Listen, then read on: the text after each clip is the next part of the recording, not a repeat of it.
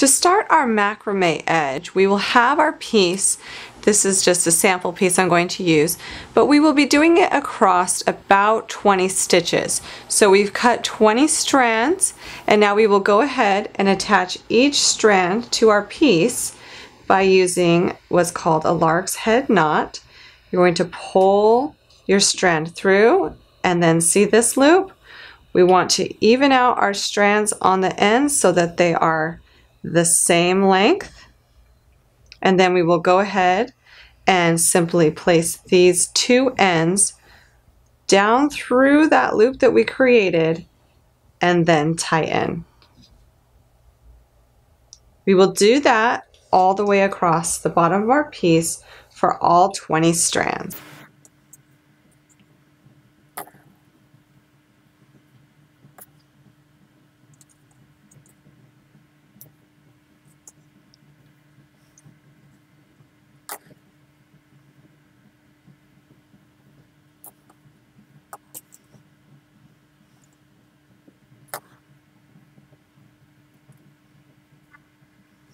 Now that you have your lark heads knots tied across the bottom of your piece, the easiest thing to do is to stabilize your piece. You can do this by using the blocking pins. I love using a mat along with these Knitter Pride blocking pins. They're great.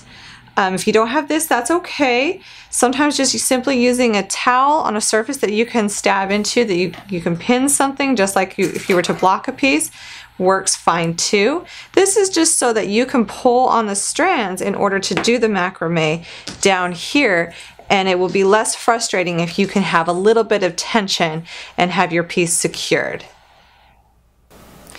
We are going to start with doing a square knot twice.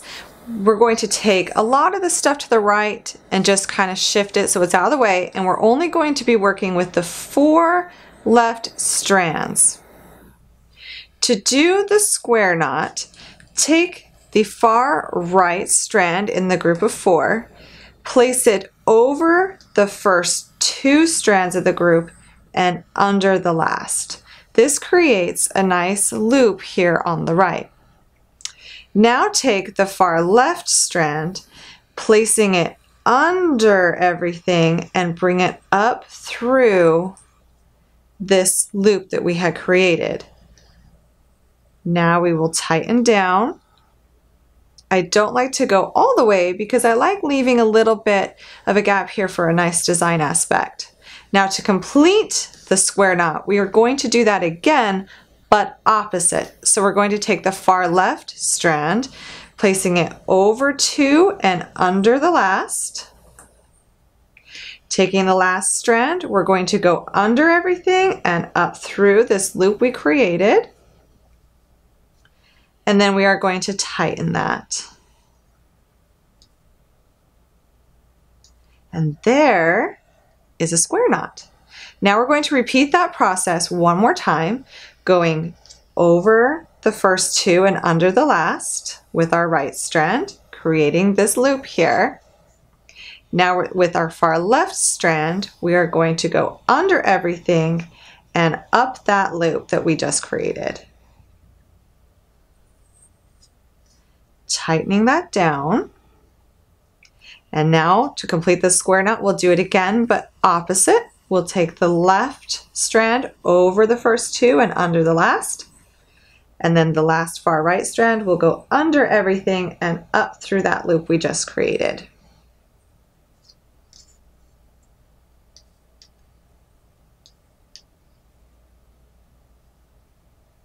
And that is all we will be doing with these 4 strands for this section. And now we will leave these be. Take our next 4 strands and repeat everything we just did. So we will be doing 2 square knots. First, to complete the first square knot, we take the far right strand over 2 and under the last. And then the last strand under everything and up through that loop we created on the right. And then tighten that down.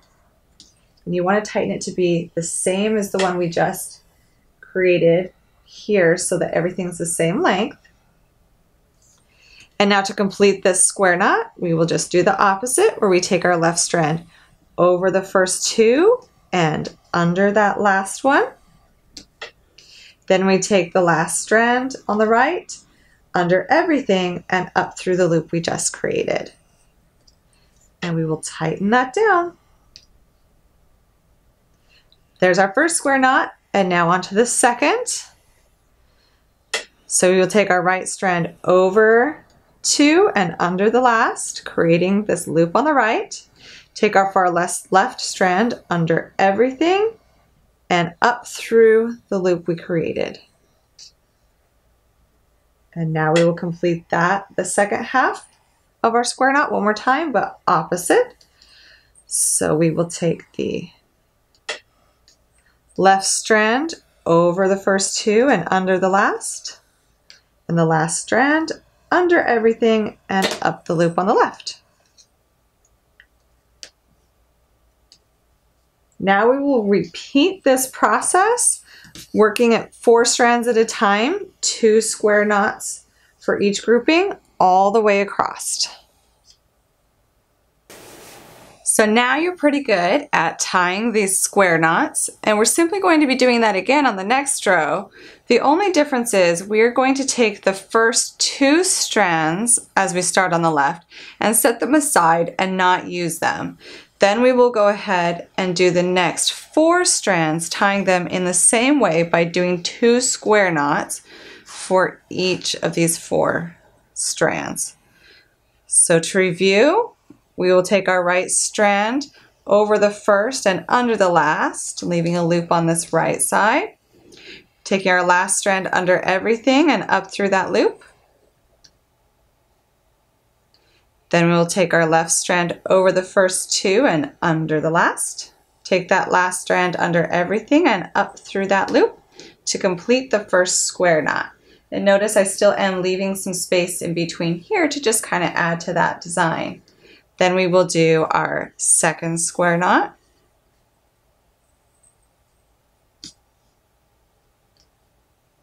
Making sure that we're keeping everything nice and even and straight as we do it. Takes a little bit of tugging on all the strands.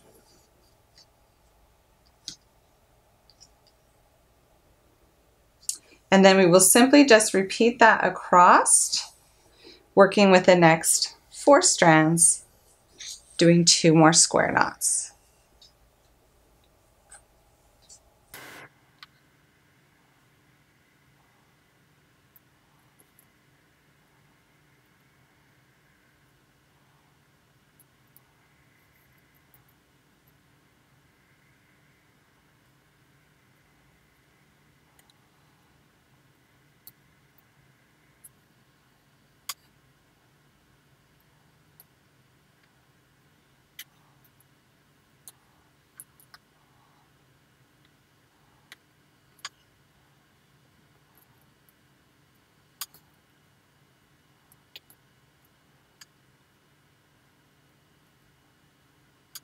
As you complete this row, the last 2 will also be left unworked.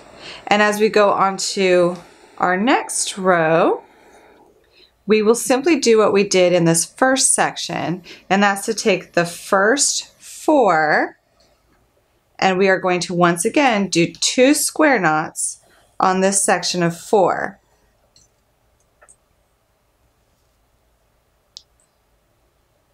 And as you do the first one, you will do it right in the spot where you want to work across.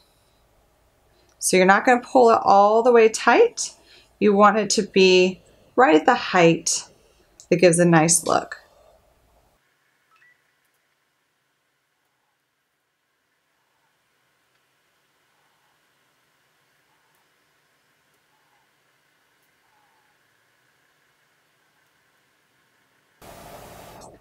And then we will simply go on to the next 4 strands and continue those 2 square knots per 4 strands across.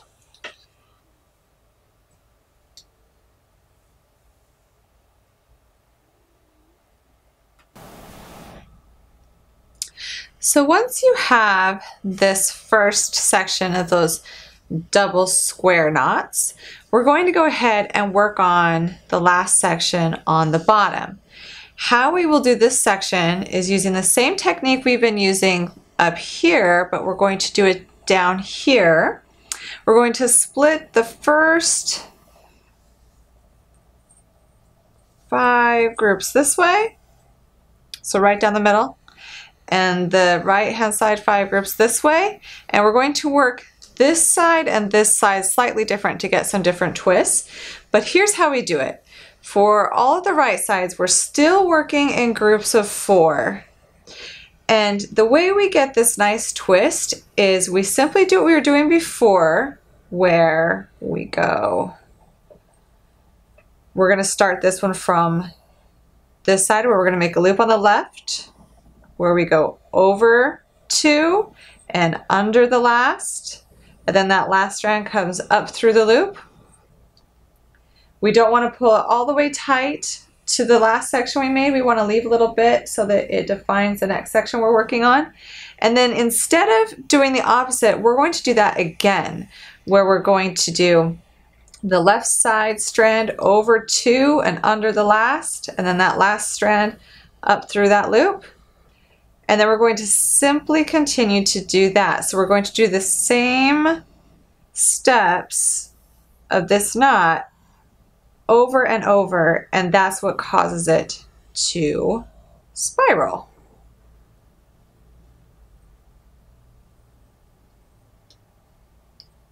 We will do it 15 times.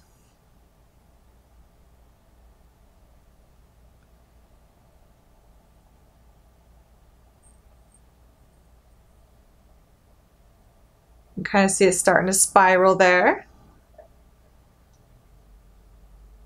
So for all of the right side, we're simply going to start our spiral by doing the left loop, or not by doing this left loop over the last.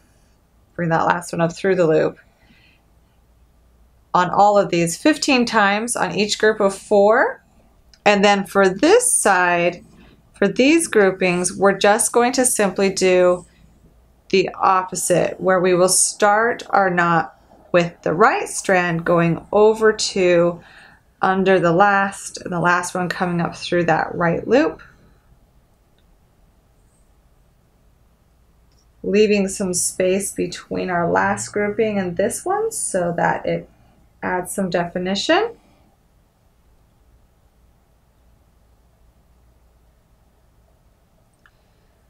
Over, under. And as we continue to do this, it will spiral in that opposite direction. Continue to do 15 of these. So on the left 5, we'll start by making the right loop. On the right 5, we'll start by making the left loop. 15 of each knot, and then come right back. Now that you've done all the spirals at the bottom, it's time to finish off that bottom edge. If you would like to, you can take a bead and place it on each of the 4 strands for an extra little touch. You can just slide it on and place it right here if you'd like. Or if you don't want to put any beads on here, you simply take each grouping of 4 strands. We're going to go ahead and tie a nice knot in the bottom where you make a loop, and then pull 4 strands through that loop, and then pull that snugly. You'll notice that 2 of your strands are longer than the others because the way that we did that spiral. And then that's it. Continue that across. All right, and the finishing touch is just simply to take some scissors and trim up these bottom edges to be how you want.